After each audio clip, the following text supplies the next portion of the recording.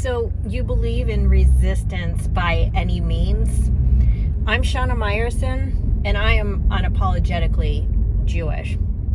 Let's start on October 7th.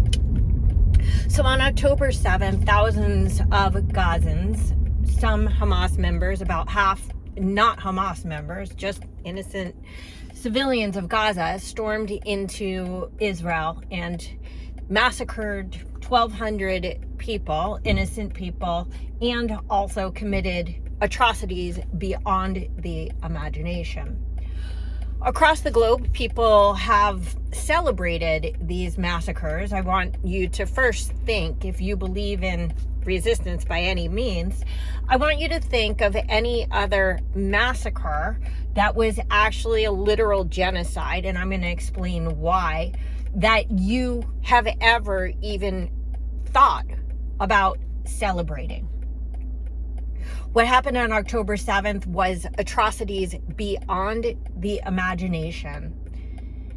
And the thought that people think it's okay to tie a family together and burn them alive, for example, or force family members to commit sexual acts upon each other at gunpoint, and then also murder them,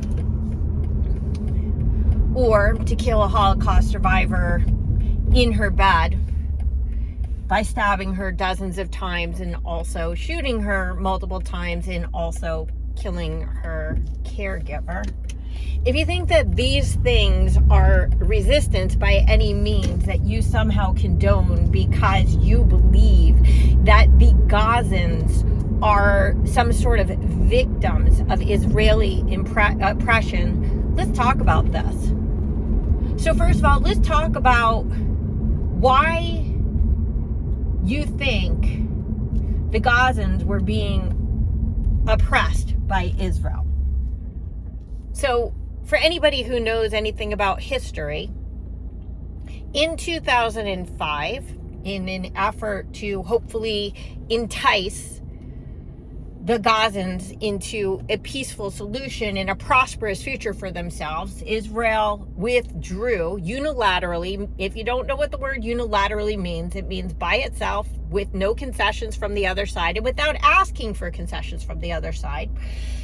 Israel literally removed not only every single person from Gaza, every single Jew that is, but even dug up the graveyards to take any Jewish deceased people out of Gaza. So let's put this in perspective. If you were alive in 2005, you definitely saw the images of the IDF ripping Jews from their homes and forcing them to leave. Now, this was a gesture intended to entice the Gazans into some sort of peaceful solution with Israel. It was what's called a good faith gesture. What did they do in return? They brought Hamas into power and took billions of dollars over the years in international aid, built zero infrastructure, and instead used it to create literally a neighborhood of terror. Now, if you want to fully understand the extent of this, they literally took, they don't make any charades about this. They say it out loud. They have videos online that show it. They took the water pipes that were given to them to create better water infrastructure and turned them into missiles. This is the depth of the terrorist civilization that exists in Gaza. And Hamas went on, as I'm sure you've heard, to build an entire network bigger than the New York City subway of terror tunnels beneath Gaza, to protect Hamas people. Keep in mind that they do not allow their own people into these tunnels. Why? Because they instigate war with Israel, and then they want to use their people as martyrs, their civilization, so that well-meaning people in the West will look at it and say, see what Israel's doing? Well, this is all very intentional. And they say the things out loud. They also build the terror tunnels underneath the ground, not only to protect Hamas and Hamas only, but also because they know that the only way that Israel is going to be able to fight back against these terrorists is going to be to get to these underground tunnels. Now, how do you get to underground tunnels? First, you have to destroy what is above ground. Now, let's talk about genocide for a second, because people think that genocide means X number of people have been killed in a war. This is absolutely 100% untrue. Genocide is the intentional killing of people in order to basically destroy a population or a segment of the population. Now, what Hamas and friends of Hamas did on October 7th is by definition a genocide. Their intention was to kill as many people as possible. Yes, it went beyond killing. They also maimed and raped and kidnapped and tortured and did all sorts of sick and depraved other things. But that was a genocide because the intention was to maximize the number of people killed. What happened in Gaza is what's called a war. Okay? If war is a genocide because X number of people are killed, then every war on earth is a genocide. And by the way, there are actual genocides going on in the world. We've seen them in Rwanda recently, in Sudan, in Darfur. We've seen them in Syria. We've seen them in China. We've seen them in Myanmar. So go down the list. And by the way, if you actually care about numbers, why don't you go online and look at the actual number of people who have been killed in these other places, because they're in the hundreds of thousands to the millions.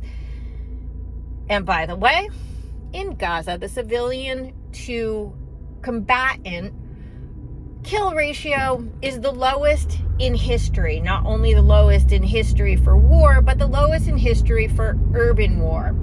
And not just the lowest in history for urban war, but also in the most complex urban warfare conditions seen in history. So I want to talk about the resistance by any means.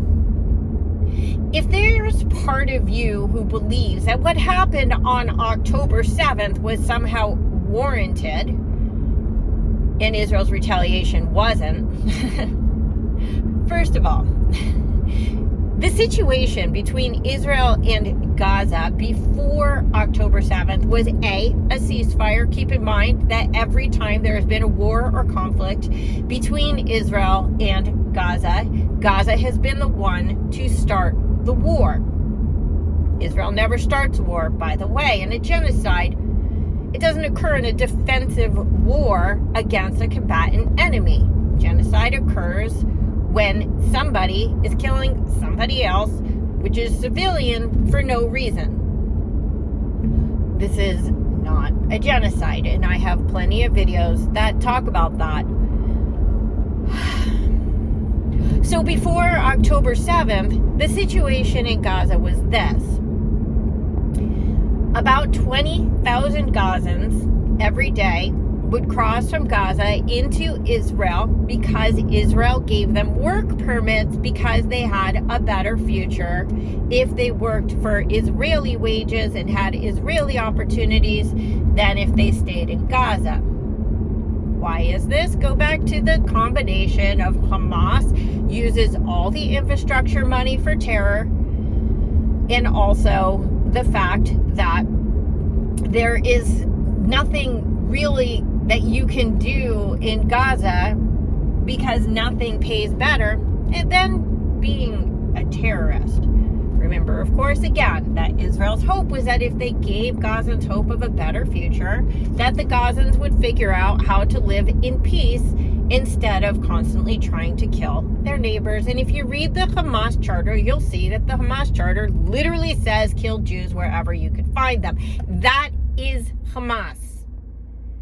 So we had 20,000 people a day who were coming into Israel. And in fact, at the time on October 6th, there was literally another bill on the table that was about to be passed to let more Gazans into Israel every day in order to work. Sounds like perfect conditions for a war, doesn't it? So as always, every time that Israel makes an overture towards the Palestinians, such as offering them a state, or in this case, offering them work permits, the answer is, I have an idea, why don't we kill more Jews? And that's exactly what happened. Who was involved in this massacre? Well, first of all, the maps of who to target and who to kill, almost all, if not all, peace activists, by the way, were provided by these very same Gazan workers who were given the opportunity to work in Israel. So in response to having this opportunity, they thought the best idea would be to kill Jews. You have to understand this. So let's pretend that whatever happened on October 7th was somehow warranted because Israel was doing something horrible and terrible to the Gazans, which I just explained they weren't, but let's pretend they were.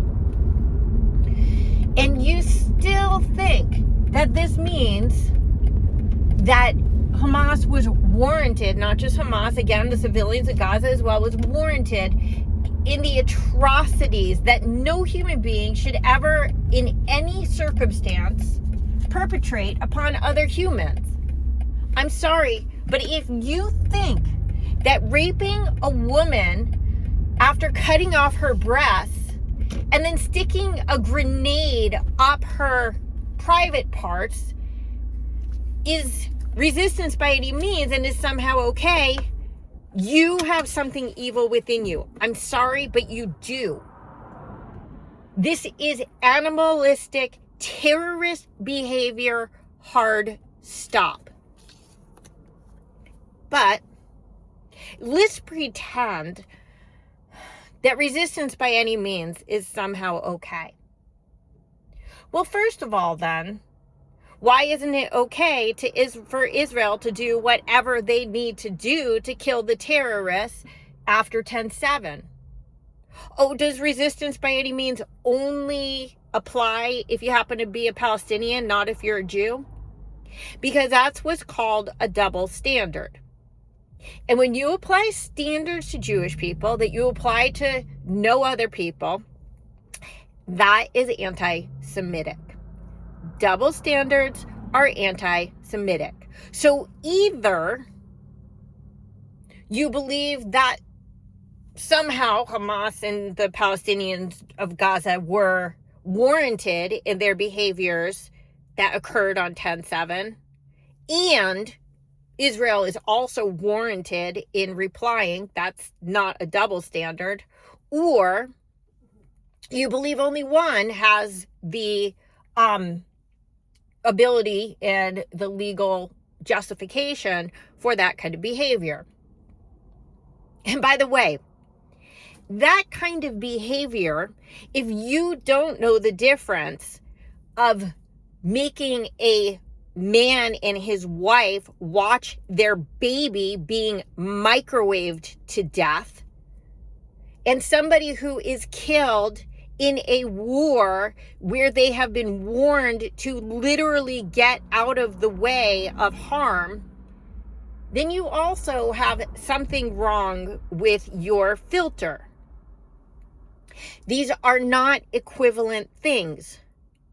War is war. War is ugly. War is horrible. And it's all of those things in every war ever. There is nothing unique about the war in Gaza other than the fact that casualties, again, are the lowest civilian casualty rate in urban warfare history because of the extraordinary lengths that the IDF goes to to try to protect the Gazan civilians.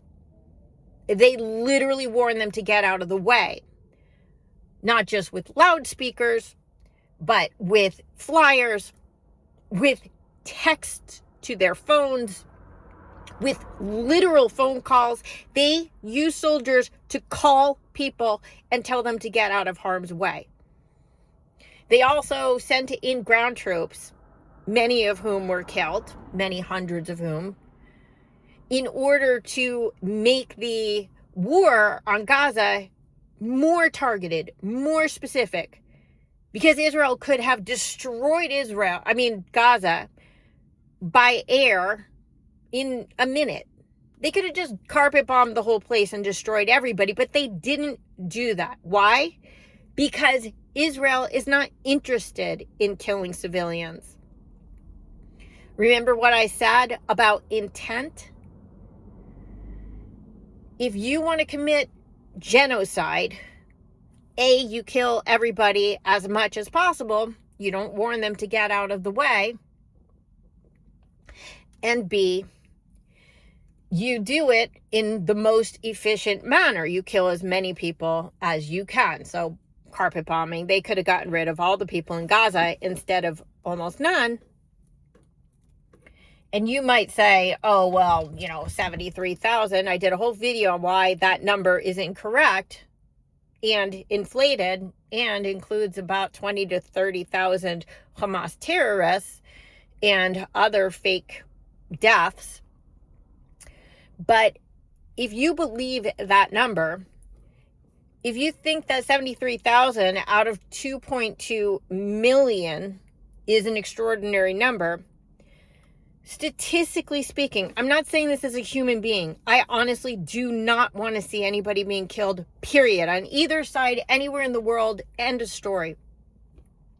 But do the math. Do the math if you think this is such a tremendous percentage of the society, because the fact is that there were very few civilians in that number, and of the few civilians, many of them died from things like misfired Hamas rockets, or children who were actually 18-year-old men with automatic rifles, i.e. Hamas.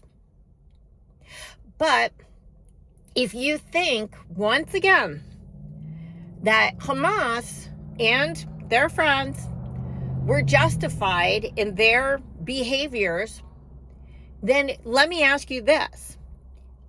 How would you have felt if the Jews, after the worst genocide in modern history, well, probably in history, the Holocaust, how would you feel if the Jews were to rampage across Europe and rape, maim, kidnap, massacre, and terrorize, burn alive, behead everybody that they could find in Europe?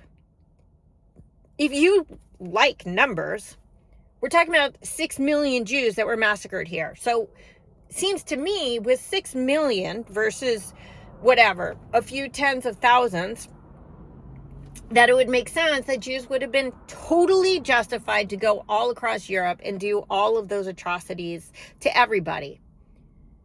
But no, they didn't do that. They went to Israel to find a place where they could be safe and they could be Jews. Now, back then was back then. Let me ask you this. Why do you think that Jews today don't have the right to do all of those atrocities, which, by the way, we would never in a million years do, because of the Holocaust, to pay back for the Holocaust? Now, you could say, oh, because it was whatever, almost 80 years, it was 80 years ago. Okay, well, so was the Nakba that everybody loves to talk about so much. The Nakba. The Nakba was a war that was perpetrated against Israel 5 hours after its founding from every border, from the Arabs and from the Muslims on every border, in a genocidal effort to wipe out the nascent Jewish state, and they lost. That's the catastrophe. The catastrophe is that they waged this war and they lost it. That's why they used the word Nakba. So if you think that Palestinians, which, by the way, that name didn't even exist until the 1960s. It was hijacked from the previous word, Palestinians, which meant Jews in the area of the British Mandate of Palestine. Everybody knew that.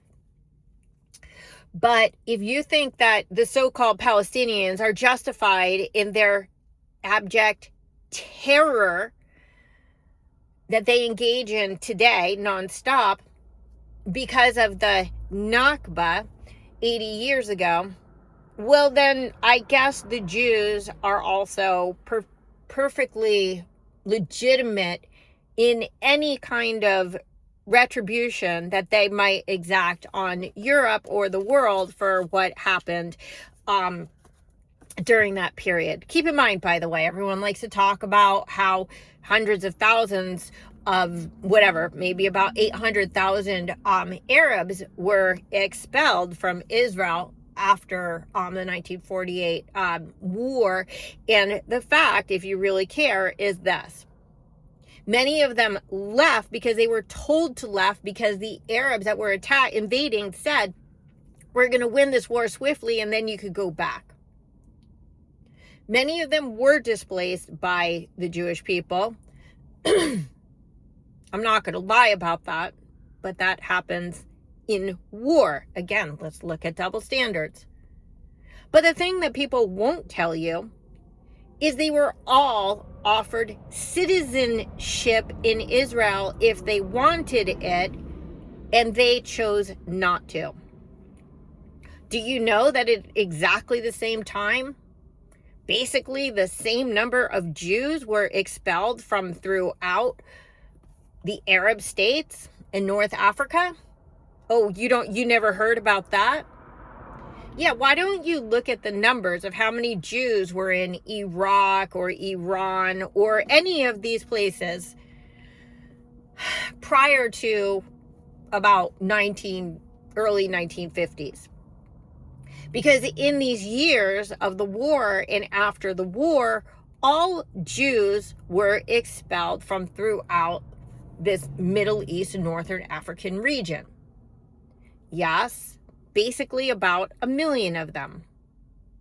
But the Jews did not wallow in these ashes. We don't talk about this every day because what we did, what normal refugees do, is we found a new home and we made a better life for ourselves, a positive life, a positive future. So again, double standards. You have a problem with all these Arabs who were supposedly expelled from Israel, even though they were offered citizenship, but you don't have a problem with the Jews who were expelled from the Middle East. I hope that this is starting to draw a picture for you. Either you believe in resistance by any means, in which case Israel is far more than justified in the war that it's perpetrating right now against Gaza, which, by the way, if you don't remember, and most people conveniently don't, there was a ceasefire agreement that was signed last October, which Hamas has refused to uphold. Once again, and if you look through history, when I say once again, I mean every time again, Israel has been willing to make peace, and their enemies aren't. It's as simple as that. So either you believe that what happened on October 7th, the absolute unmitigated evil genocidal atrocities were fully warranted, and therefore Israel is also fully warranted in any response that they exact, or you have a racist problem against Jews because you're applying double standards to a nation that has no choice but to do everything that it can to get rid of the terrorists while at the same time protecting the civilians. So which is it?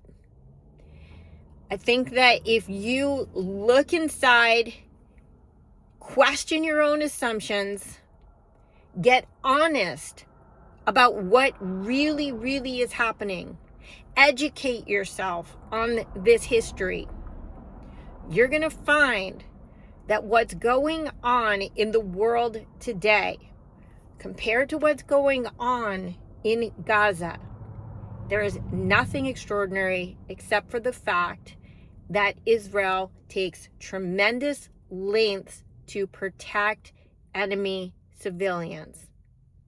No one else does that. That's the kind of double standard that actually matters.